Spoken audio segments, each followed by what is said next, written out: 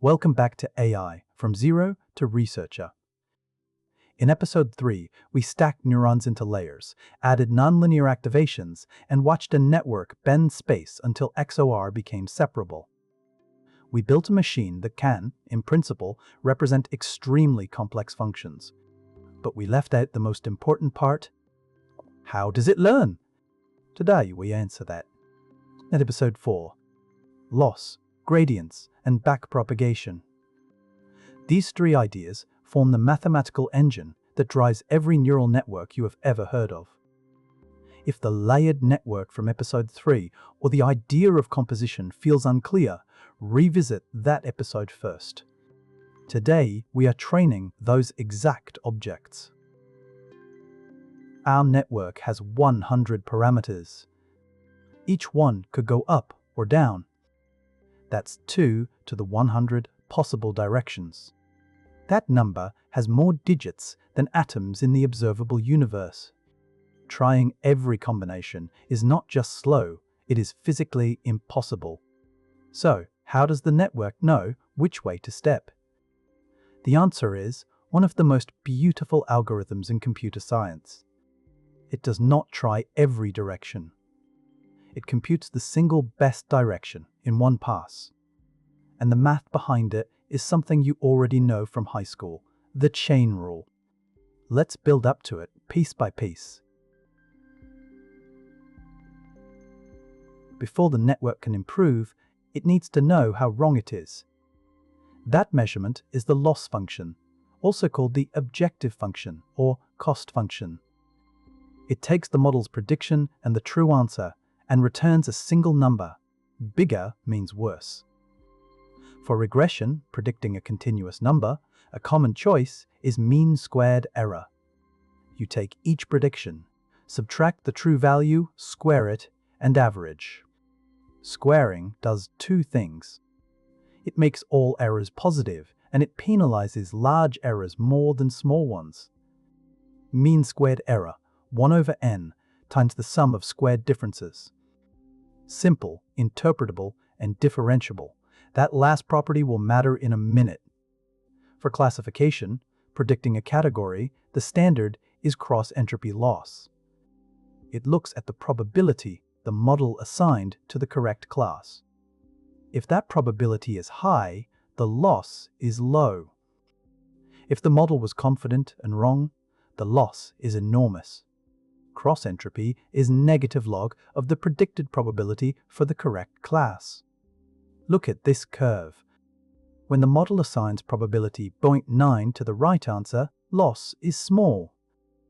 When it assigns 0.1, the loss explodes. This is exactly the behavior we want. It punishes confident mistakes harshly. One detail, a network's raw outputs are just numbers, not probabilities. We convert them to probabilities using a function called softmax, which squashes a vector of arbitrary numbers into positive values that sum to 1. Cross-entropy then measures how far those probabilities are from the true answer. Here is the critical insight. The choice of loss function is not a technicality. It encodes what counts as error. Change the loss, and you change the training signal the model receives. Two identical architectures trained with different losses can learn very different things. We have a loss. Now we need to reduce it. The question is, if I nudge parameter w slightly, does the loss go up or down? And by how much? That rate of change is the gradient. In one dimension, it is just the slope of the loss curve at the current point. If the slope is positive, increasing w would increase the loss. So we should decrease w. If the slope is negative, increasing w would decrease the loss. So we should increase w. We always move opposite to the gradient. With many parameters, the gradient becomes a vector, one number per parameter, pointing in the direction of steepest increase. We step in the opposite direction. This is gradient descent. The update rule. New weight equals old weight minus the learning rate times the gradient. The learning rate controls how big each step is. We will break this later to see why it matters. Repeat this thousands of times. Compute loss, compute gradient, take a step, and the model walks downhill on the loss landscape toward better parameters. That is training. But here is the problem. A neural network is not one simple function. It is a composition of many functions, layer after layer after layer. The loss depends on the output of the last layer, which depends on the output of the middle layer, which depends on the output of the first layer. To find how an early parameter affects the final loss, we need the chain rule. The chain rule says something beautifully simple. Each link in the chain only asks one question: how much did I change my output when my input changed? Multiply all those local answers together, and you get the total effect. The formula is on screen, but the idea is just multiplication along the chain. Let's make it concrete with a network like the ones we built in episode 3, including a ReLU activation. Suppose layer 1 computes Z1 equals W1 times X. Then a 1 equals ReLU of Z1. Layer 2 computes Z2 equals W2 times a 1. Loss computes L equals Z2 minus T squared. How does L change when W1 changes? Step 1. The derivative of L with respect to Z2 equals 2 times Z2 minus target. That is the loss derivative. Step 2. The derivative of Z2 with respect to a 1 equals W2. Layer 2 passes its local derivative. Step 3. The derivative of a 1 with respect to Z1 equals 1 if Z1 is greater than 0, else 0. This is the ReLU derivative. It acts as a gate. If the neuron was active, the gradient passes through. If it was inactive, the gradient is blocked completely. Step 4. The derivative of Z1 with respect to W1 equals X. Layer 1 passes its local derivative. Multiply them. The derivative of L with respect to W1 equals 2 times Z2 minus target times W2 times the ReLU derivative of Z1 times X. Each layer only needs to know its own local derivative. Multiply them together and you get the gradient for any parameter, no matter how deep it sits. Let's watch the chain rule in action with real numbers. Set x equals 2, w1 equals 0.5, w2 equals -1, target equals 1. Watch the forward pass. Data flows left to right through the network. Each layer transforms its input into the next layer's input. The prediction is -1, but the target was 1. The loss is 4. That is how wrong we are. Now the backward pass. The error signal starts at the loss and flows backward. At each layer, it picks up the local derivative. Watch the ReLU. This neuron was active, so the gate is open. The gradient passes straight through. If it had been inactive, the gradient would be completely blocked. Multiply all the factors together. The gradient is 8. What does that 8 mean? On the loss landscape, we are on a steep upward slope. To reduce the loss, gradient descent will decrease W1.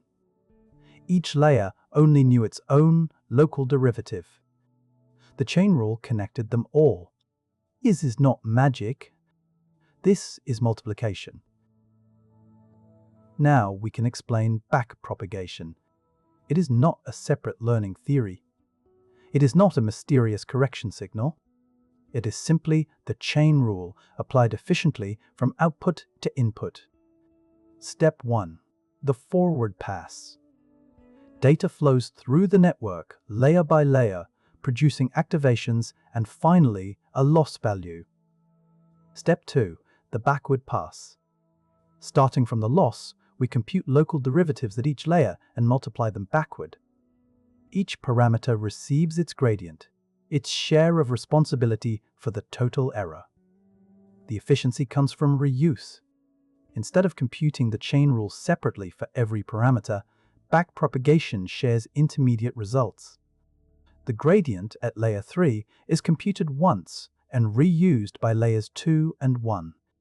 For a network with millions of parameters, this saves an enormous amount of computation.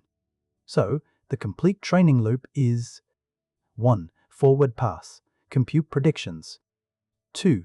Loss, measure error. 3. Backward pass, compute gradients via chain rule. 4. Update, adjust parameters opposite to gradient. 5. Repeat. That cycle, forward, loss, backward, update, is the engine of modern deep learning. Every model you have heard of, from image classifiers to language models, trains this way. A brief preview of a real problem. We just saw that backpropagation multiplies local derivatives along the chain. Now imagine a 10-layer network where each local derivative is 0.1. The gradient reaching layer 1 is 0.1 multiplied 10 times, 0.00 bols. The signal vanishes. Early layers learn nothing. That is the vanishing gradient problem. Now flip it. If each local derivative is 5.0, 10 multiplications give nearly 10 million. Gradients explode, parameters fly to infinity, and training diverges. That is the exploding gradient problem. Both are consequences of repeated multiplication in the chain rule. We will tackle them properly in episode 6 with techniques like careful initialization, batch normalization, and residual connections. For now, just remember, depth is powerful, but it makes gradient flow fragile. Let's compute a gradient by hand for a 2-parameter network, then watch PyTorch do it in one line. A note: this is the first time we're using a framework. Until now, every demo was pure Python and NumPy, everything by hand. PyTorch automates the backward pass, but the math underneath is exactly what we just walked through. We are not switching to magic. We are switching to automation. That is backpropagation done manually. We walked backward from the loss, multiplied local derivatives at each step, and arrived at one gradient per parameter. The derivative of L with respect to W1 equals 8.0, which means increasing W1 would increase the loss, so we should decrease it. The derivative of L with respect to W2 equals negative 4.0, which means increasing W2 would decrease the loss, so we should increase it. Now, the same thing in PyTorch. Identical results. One line, loss.backward, replaces the entire manual backward pass. PyTorch records every operation during the forward pass, builds a computation graph, and then applies the chain rule automatically. That is autograd. It scales from 2 parameters to 2 billion parameters, with no change in logic. Backpropagation is just the chain rule, applied efficiently. Autograd is just backpropagation, applied automatically. Now, let's break things. The learning rate controls how big each step is. What happens when we get it wrong? Look at that. Learning rate too high. The loss does not just fail to decrease, it explodes. The steps are so large that the model overshoots the valley and lands somewhere worse. Each step makes the next step even worse. That is divergence. Learning rate too low. The loss barely changes after 200 steps. The model is technically learning, but so slowly that it would need hundreds of thousands of steps to get anywhere useful. The good learning rate finds the sweet spot, steps large enough to make progress, small enough to stay stable. This is why optimization is its own field, and why episode 6 will introduce momentum, ADAM, and learning rate schedules that handle this automatically.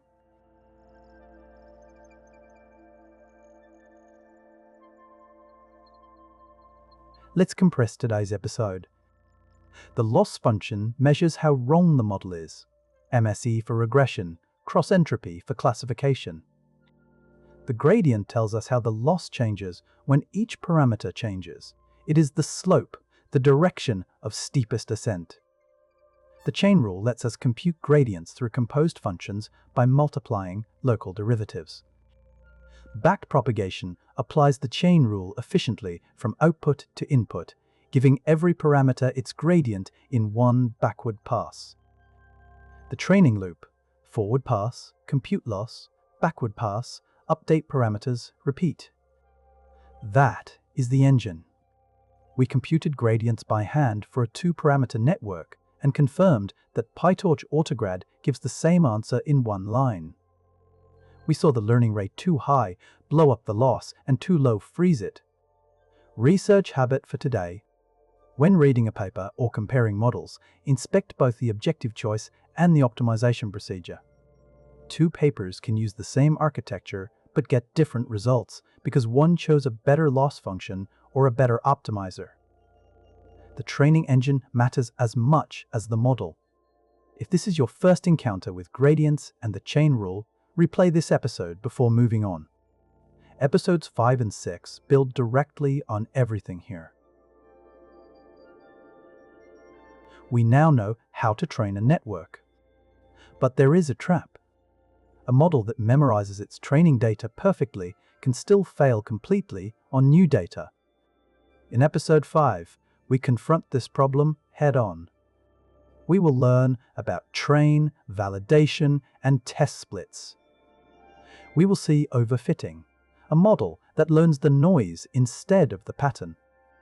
And we will discover why evaluation design is not bookkeeping, it is science. Here is a question to carry forward. If the training loss keeps going down, how do we know when to stop? The answer is not obvious, and getting it wrong is how real research papers get retracted.